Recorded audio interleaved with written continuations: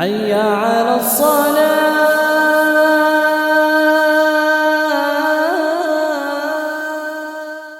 அஸ்ஸலாமு அலைக்கும். அலைஸ்லாம். எங்கேருந்து பேசுறீங்க? கோயம்புத்தூர்ல இருந்து பேசுறாங்க. என்ன எல்லாம் கோயம்புத்தூர்ல பேசுறீங்க? சொல்லுங்க. விளக்கம் கொடுத்துட்டு இருக்கீங்க இல்லையா? ஆமா. ஜகாத்துங்கிறது வந்து மார்க்க வரி தானே. அதாவது ஒரு கவர்மெண்ட்டுக்கு இஸ்லாமியர் முஸ்லிம்கள் அதை அக்செப்ட் பண்ணிட்டு அல்லாஹ்வுடைய மார்க்க நிலைநாட்டினதுக்கு அப்புறம் தொழுகை நிலைநாட்டி அதுல வழங்கப்படுறதான ஜகாத்.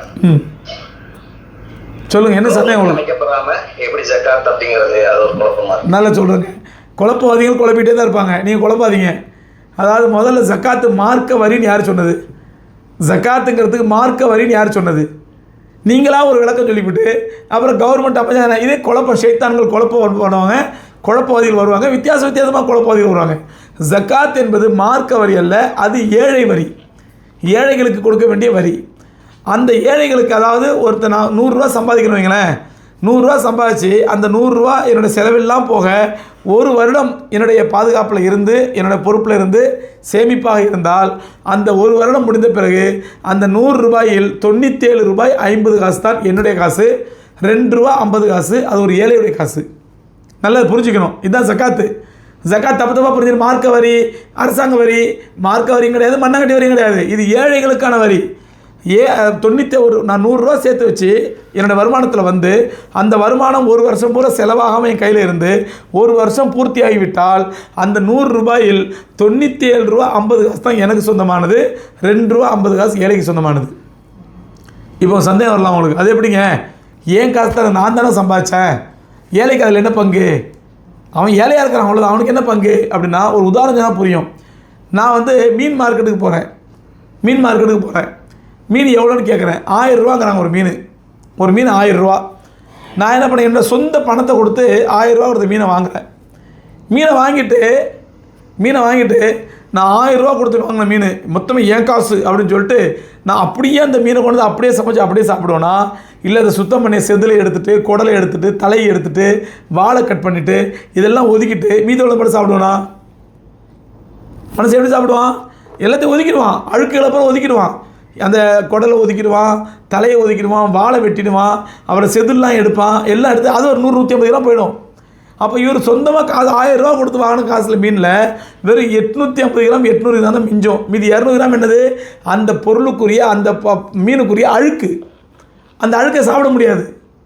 அதே மாதிரி ஆடு எடுத்துங்க, நான் முழு ஆடு வாங்குகிறேன், அந்த ஆட்டுக்குள்ளே குடல் இருக்கும், குடலில் சாணம் இருக்கும், புழுக்க இருக்கும், கால் குழம்பு இருக்கும், தோல் இருக்கும், இதெல்லாம் சாப்பிட முடியுமா? நான் அதெல்லாம் அழுக்கு கழிச்சு தான் ஆகணும். அந்த மாதிரி 100 ரூபா நான் சம்பாதிச்சேன்னு சொன்னால் அதில் 97 ரூபா 50 காசு தான் என் காசு, 2 ரூபா 50 காசு அழுக்கு. ரசூலா சொல்கிறாங்க அவுஸ்ராஹு நாஸ், மக்களுடைய அழுக்கு இதுங்கிறாங்க ரசூலா. ஜக்காத்துங்கிறது மக்களுடைய அழுக்கு.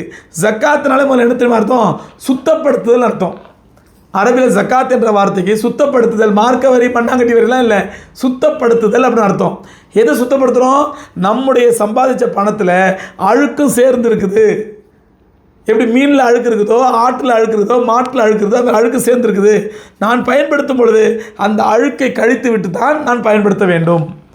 அந்த அழுக்கை யார்கிட்ட கொண்டு கொடுக்குறது? யார் தேவையுள்ள மக்கள், ஏழை மக்கள், அந்த ஏழைகளுக்கு கொண்டு கொடுக்குறது தான் ஜக்காத்து. இது அரசாங்கம் இருந்தால் தான் செய்யணும், அரசாங்கம் இருந்தால் தான் வசூல் பண்ணணும், இல்லைன்னா ஜக்காத்து இல்லைங்கிறதுலாம் குழப்பவாதிகள் ஷைத்தான்கள் சொல்லக்கூடிய கருத்து. அதுக்கு நம்ம கட்டுப்படுங்கிற அவசியம் கிடையாது, நல்லா புரிஞ்சுக்கங்க. அதனால் ஒரு கூட்டமைப்பாக ஜக்காத்தை வசூல் பண்ணி பைத்துல் மால் வச்சு அதை ஏழைகள் யாரும் பார்த்து கொடுக்கணும், அதுதான் முறை. உதாரணமாக பள்ளிவாசல் 5 பேரை தொழுவணும். எப்படி தொழணும்? ஒரு பள்ளிவாசல் இருக்கணும், பள்ளிவாசலில் இமாம் இருக்கணும், மொதின் இருக்கணும், மொதின் பாங்கு சொல்லணும், நாமெல்லாம் பள்ளிவாசல் அசம்பிள் ஆகணும், அந்த இமாமை முன்னிறுத்தி அவருக்கு பின்னாடி தொழுவணும். இதுதான் முறை. ஒரு ஊரில் பள்ளிவாசலே இல்லைங்க. இப்போ அமெரிக்காலாம் எடுத்தால் ஒரு பள்ளிவாசல் போனால் 150 கிலோமீட்டர் பயணம் பண்ணணும், 200 கிலோமீட்டர் பயணம் பண்ணணும். அப்போ பள்ளிவாசலே இல்லைங்கிறதுக்காண்டி தொழுகை இல்லைன்னு சொல்ல முடியுமா? வீட்டிலேயே தொழுதுக்க, வீட்டில் ஜமாத்தோட தொழுதுக்க, மனைவியோட ஜமாத்தா தொழு, பிள்ளைங்களோட ஜமாத்தா தொழுவு, அதுக்கு தொழுகை இல்லைன்னு ஆகிடுமா? ஜமாத்தோட பள்ளிவாசலில் போய் தொழுவதான் முறை.